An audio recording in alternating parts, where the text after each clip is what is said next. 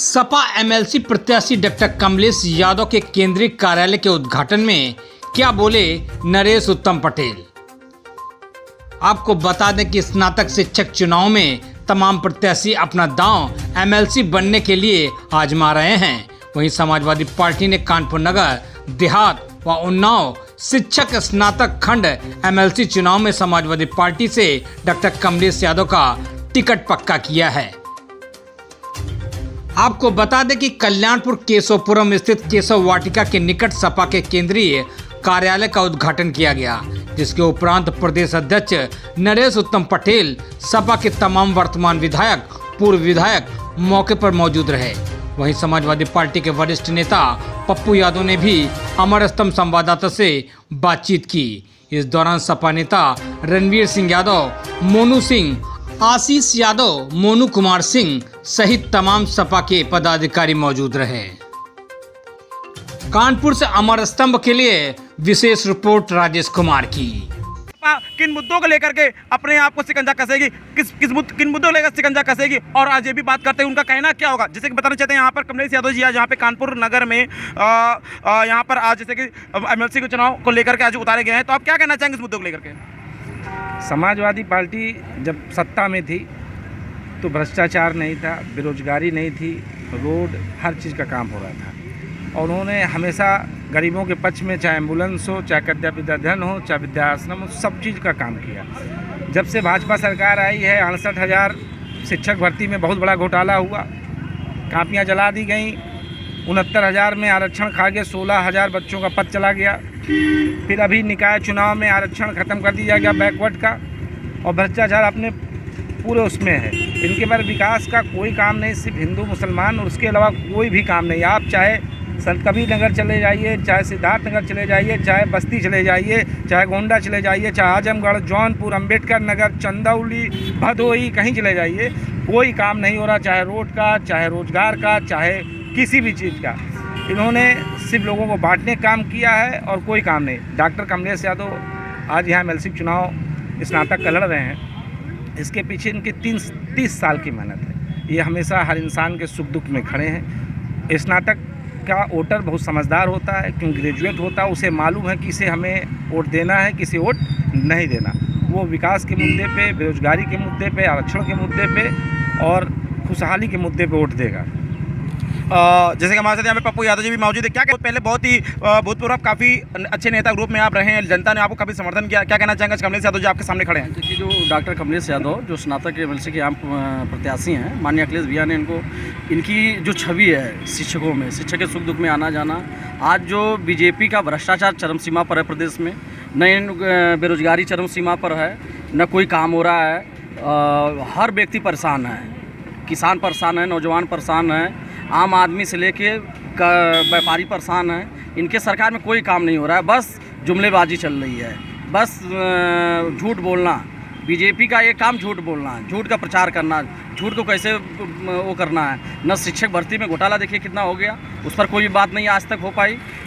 जितनी भी वैकेंसियाँ प्रदेश में आ रही हैं, चाहे शिक्षा जगत में हो, चाहे पुलिस की वैकेंसी हो, सब का पर्चा लीक हो जा रहा है। इस पर मुख्यमंत्री जी का कोई संवेदनहीनता सामने एकदम खुल के सामने आ रही है। हर पर्चा लीक हो जा रहा है प्रदेश में। इनका भ्रष्टाचार चरम सीमा पर है। अब हम लोग डॉक्टर कमलेश यादव को विजयी बनाएंगे यहाँ से, कानपुर स्नातक उन्नाव क्षेत्र से, और ये जाके अपने शिक्षकों को, बेरोजगारों की समस्या को उठाएंगे विधानसभा में। जिम्मेदारी मिली है, हर जगह आपका दौरे लगे हुए हैं, क्या किस तरह से चुनौती आप देख रहे हैं। देखिए, उत्तर प्रदेश में विधान परिषद के 5 चुनाव हो रहे हैं, 2 शिक्षक निर्वाचन क्षेत्र से और 3 स्नातक निर्वाचन क्षेत्र। समाजवादी पार्टी ने कानपुर उन्नाव क्षेत्र में स्नातक क्षेत्र से डॉक्टर कमलेश यादव को उम्मीदवार बनाया है, और शिक्षक निर्वाचन क्षेत्र से प्रियंका जी को बनाया है। आज इन्होंने केंद्रीय कार्यालय का शुभारंभ किया है। यद्यपि इस चुनाव में हमारे दोनों प्रत्याशी काफ़ी समय से मतदाता बनाने में, मतदाताओं से संपर्क करने में अपना पूरा समय दिया है। आज से विधिवत चुनाव की यहाँ से प्रारंभ हो रहा है। मुझे भी यहाँ आने का मौका मिला है। मैं इन दोनों को शुभकामनाएं देता हूँ कि ये चुनाव में विजयी हो। जहाँ तक उत्तर प्रदेश के होने वाले विधान परिषद के चुनाव, इलाहाबाद झांसी का शिक्षक निर्वाचन क्षेत्र का 10 जिले का चुनाव है, और गोरखपुर फैजाबाद का स्नातक का चुनाव 17 जिले का चुनाव है। बरेली मुरादाबाद का 9 जिले का चुनाव है और कानपुर महानगर जोड़ते हुए यहाँ भी 3 जिले का चुनाव है। इसका क्षेत्र बहुत व्यापक है। ये स्नातक क्षेत्र का चुनाव स्नातकों की समस्याओं को लेकर, बेरोजगारों की समस्याओं को लेकर हमारे संविधान में विधान परिषद का प्रावधान है कि ग्रेजुएट के बीच से प्रतिनिधि जाते हैं, शिक्षकों के बीच से प्रतिनिधि जाते हैं। पिछले दिनों यहाँ से जो भी ग्रेजुएट के कैंडिडेट्स गए हैं, जीत कर गए हैं, मैं 17 साल से विधान परिषद में, मैं नहीं सोचता वो लोग कभी स्नातकों के बारे में, कभी शिक्षा हितों के बारे में बात करते हो। केवल सरकार का जो एजेंडा होता है उस सरकार पर वो ध्यान देते हैं। मेरा ये कहना है कि स्नातक निर्वाचन क्षेत्र के उम्मीदवार डॉक्टर कमलेश एक अच्छे सुयोग्य उम्मीदवार हैं। इनका संघर्ष का इतिहास है। इनको सदन में भेजने से ग्रेजुएट जो स्नातक की समस्याएं हैं उन समस्याओं को सदन के पटल पर बाखूबी रखेंगे। और मुझे उम्मीद है कि कानपुर और उन्नाव के सारे मतदाता समाजवादी पार्टी के नेता माननीय अखिलेश यादव जी ने ग्रेजुएट्स के लिए और शिक्षकों के लिए, विशेष करके वित्तविहीन शिक्षकों के लिए माननीय अखिलेश यादव जी ने काम किया है। उन कामों को देख करके हमारे शिक्षकों में भी उत्साह है और ग्रेजुएट में भी उत्साह कि हम समाजवादी पार्टी के उम्मीदवारों को इस चुनाव में विजयी बनाएंगे। पिछले दिनों चुनाव हुआ था, आज से 2 साल पहले आपका बनारस और इलाहाबाद झांसी में 3 सीटों पर समाजवादी पार्टी ने विजय श्री प्राप्त की थी।